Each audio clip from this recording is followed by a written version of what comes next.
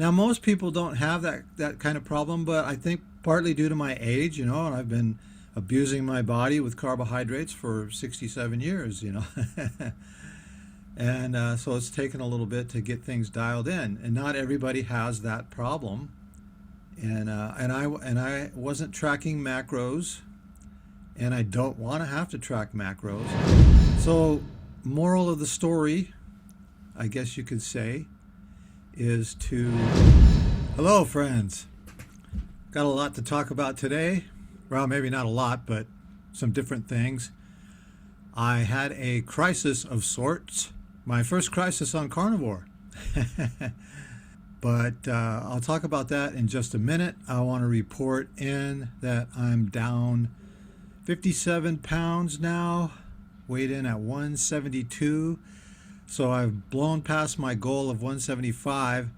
And so I'm going to go lower because I still have some hanging skin and a little bit of fat around the midsection that I want to get rid of. And we'll see how long that takes. And so I don't know if I have to lose weight or if I just need to lose that fat and I may gain some muscle. I figured 175 was a pretty good weight for me, but I don't know. I used to walk around at 165, so who knows? I might get back down to that. But I would like to put on a little bit of muscle. So I'm doing well, feeling good, been out working on the farm, doing all kinds of stuff that I probably wouldn't be motivated to do had I not undertaken the carnivore diet. And so things are going well. Anyway, so what was this crisis? Well, I've talked about struggling with constipation a little bit here and there, and it wasn't bad really, but I had a constipation crisis where I was stopped up and couldn't go and ended up having to take some external laxatives to get things moving. And so it was really frustrating and annoying. And I even had some thoughts of, gee, am I going to have to, go keto or quit carnivore, that kind of thing? Fleeting thoughts. But my first thought after that was, I can't go back to carbs because that would bring on all of the inflammation and joint pain and back pain and stuff that has mostly all gone away. I still have a little bit of it. I still believe that I'm healing. And it may take another year to get fully resolved because I'm 67 years old. So why would I go back to carbs and to bring on all of the maladies that we attribute to aging, which are really an accumulation of anti-nutrients and oxalates and things that carbs cause? So no, I'm not going back.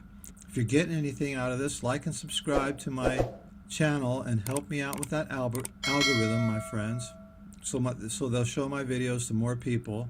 And yeah, hey, I wouldn't mind making a little bit of money off of YouTube doing this, but that's not why I'm doing this. But if you help me out with that algorithm and subscribe if you're not subscribed, every little bit helps. So, but anyways, I figured out what the problem was, and it was my electrolytes. Even though I was taking extra fat, I was eating a lot of butter, extra butter, because I love butter. And I had my salt intake, I think, dialed in. I was taking magnesium, a couple kinds, magnesium glycinate, magnesium citrate. And so what did I do, Do you go to the doctor, that kind of thing? I mean, you can actually go to the doctor and they can clean you out. And it's a relatively simple procedure, and of course they will give you things to help get things moving. But you can buy some over-the-counter stuff that's not anti-carnivore, and that's what I did. But I consulted with Grok, with Elon's AI. That's my medical advisor.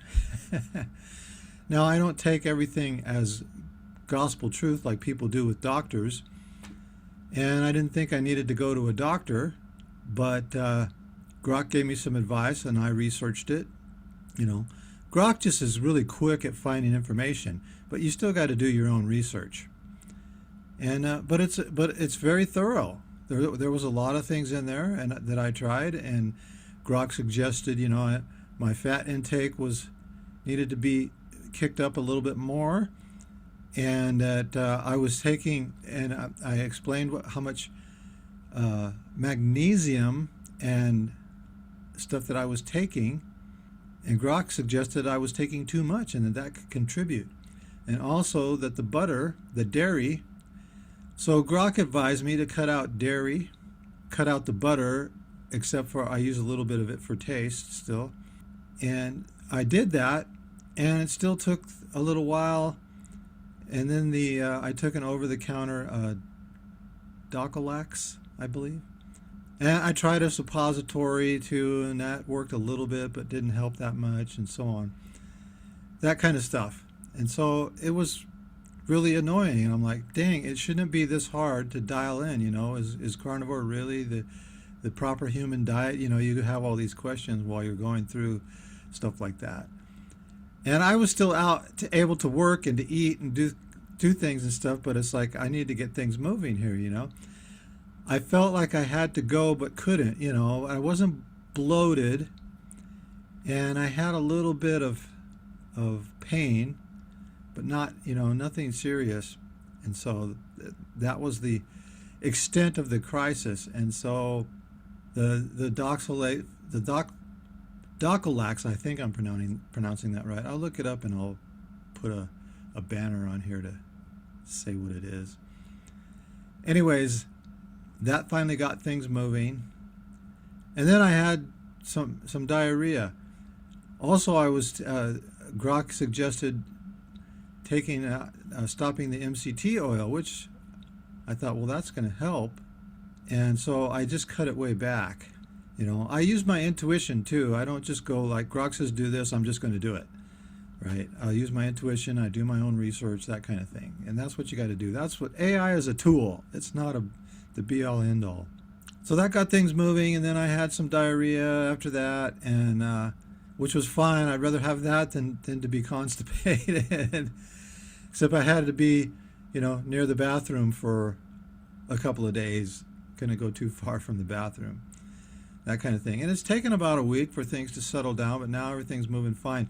What I finally found out was I was probably taking too much magnesium. I was taking 450 milligrams of magnesium citrate once in the morning and once in the evening. That was way too much. I didn't need that much. And so I've stopped taking that altogether and just taken the glycinate because that's milder right now. And I've upped my fat intake. I was taking I had a bunch of lard, so I was taking that, and now I'm taking beef tallow.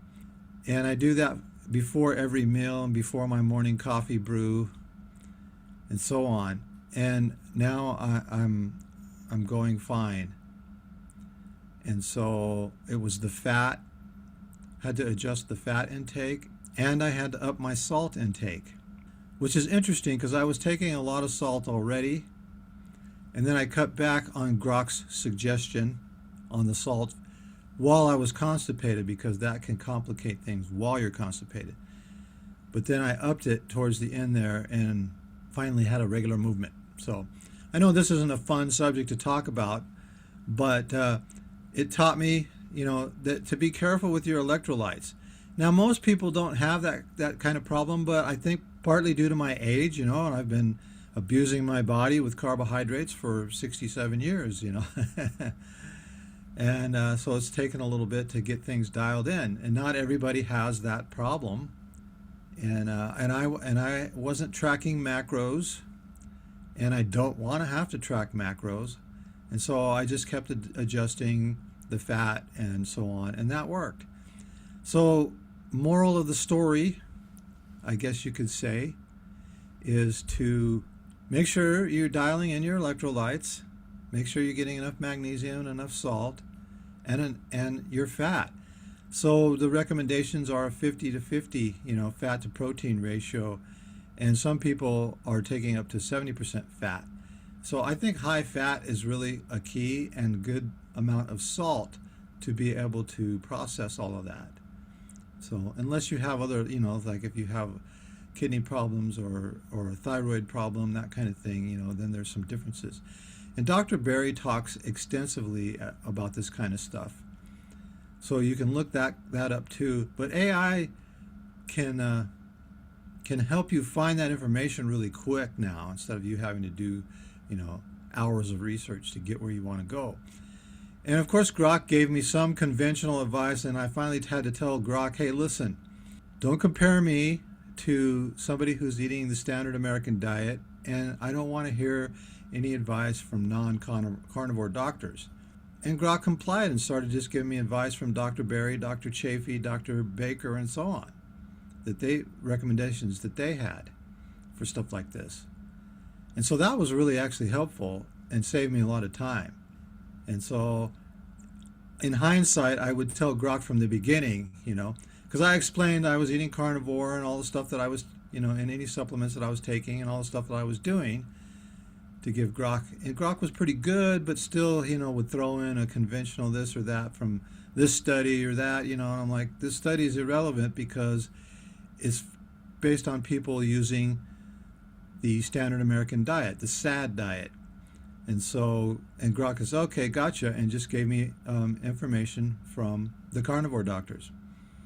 So Grok's my medical advisor or consultant. Again, you still got to do your own research and still go by your own intuition. You know your body better than anybody else. And that'll help get you through. So, those fleeting thoughts of having to quit carnivore, that was actually the scary part. Was like, no way, I'm not going back to carbohydrates and inflammation and knee pain and back pain and and so on, and lack of motivation, sometimes anxiety. That's another thing. I haven't had anxiety at all, and I wasn't getting really bad anxiety a lot, but sometimes I would wake up in the morning and have this anxiety. I'm like, where in the heck is this coming from? I'm 67 years old. What do I have to be anxious about anymore? But so I have a 2-pack going on my abs and working on a 6-pack. As soon as I can get rid of that fat ring, I should have a 6-pack. So we'll see. And I had stopped my resistance training for a little while because I've been working really hard on the farm and doing all kinds of stuff, and was exhausted. And I was doing it before that but then I didn't have as much energy the second half of the day because I already expended some energy on my resistance training, my X3 training. So I'm going to resume that probably today and get back on track with that. So again, folks, if you have a crisis, don't quit. Okay? Figure it out. Dial it in. I mean, this way of eating is healing thousands, as I've said before many times. Probably getting tired of hearing that. It is so worth it. I still feel 10 years younger. Even when I was constipated, I still had energy to go out and work and do things. And I was still eating. Okay, I did cut back my eating a little bit. And that was mostly my own worry, I guess, because of not having a bowel movement in a week, And that's also normal too, is, some people have one bowel movement a week. I usually have 1 or 2, sometimes 3, depends. And so that's what I'm trying to get back to. But they were too hard. So now they're the right, softness. So enough of that. All right, my friends. I hope everybody is doing well. Stay the course if you're on the carnivore journey. If you're thinking about it and you're watching this video, be sure and subscribe so you can stay updated on my journey. All right, my friends, peace out.